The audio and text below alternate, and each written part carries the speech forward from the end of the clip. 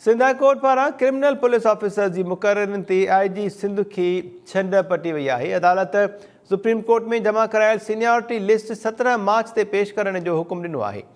Supreme court में हिक ऐं हिते ॿी लिस्ट पेश कयो था। सिंध हाई कोर्ट पारां इहे रिमार्क्स ॾिना विया आहिनि। अदालत जो चवणो त जेकॾहिं लिस्ट मूजिबि तरक़ियूं साबित न थियूं त अव्हां ते हिते फ़र्द जुर्म लागू कंदासीं।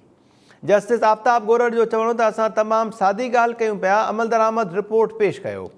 अदालत दरख़्वास्त गुज़ार जे वकील खे सुप्रीम कोर्ट मां लिस्ट हासिल करण जी हिदायत कई। जस्टिस आफ्ताब गोरड़ जो चवणो त क़त्ल में मुलविज़ SHO बि उहिदनि मां मज़ा माणनि पिया। इंस्पेक्टर मंज़ूर चांडियो 3 माण्हू क़त्ल कया ऐं ग़रीबनि सां समझौतो कयो। जस्टिस आफ्ताब गोरड़ जो चवणो त हिन खे मौत जी सज़ा बि मिली। समझौते जो मतिलबु बरियत न, ॾोह जो एतिराफ़ आहे। वधीक तफ़सील मालूम कयूं था टाइम न्यूज़ कराची जे रिपोर्टर अयाज़ बिरोही खां। अयाज़, छा अपडेट्स आहिनि अॼोकी न ॿुधनी बाबति?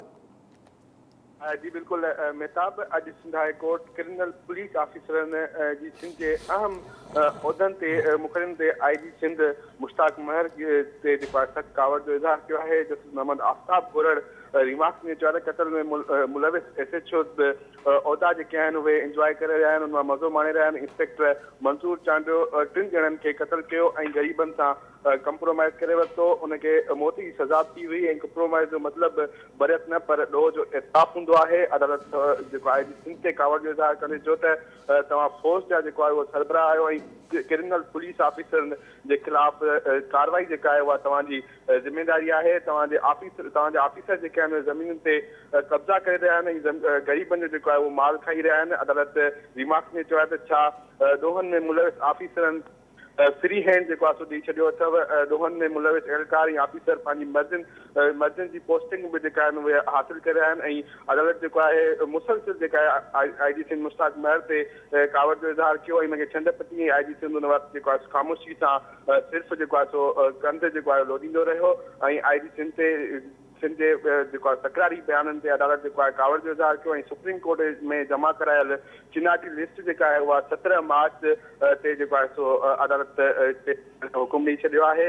IG सिंध खे अदालत तंबीह कंदे चयो आहे जेकॾहिं लिस्ट मूजिबि तरक़ियूं साबित न थियूं त तव्हां ते हिते ई जेको आहे फ़र्द जुर्म जेका आहे उहा लागू करे छॾींदासीं। जस्टिस आफ्ताब अमन गोरड़ चयो त असां तमामु सादी ॻाल्हि करे रहिया आहियूं ऐं अमल दरामद रिपोर्ट जेका आहे अदालत में पेश कयो।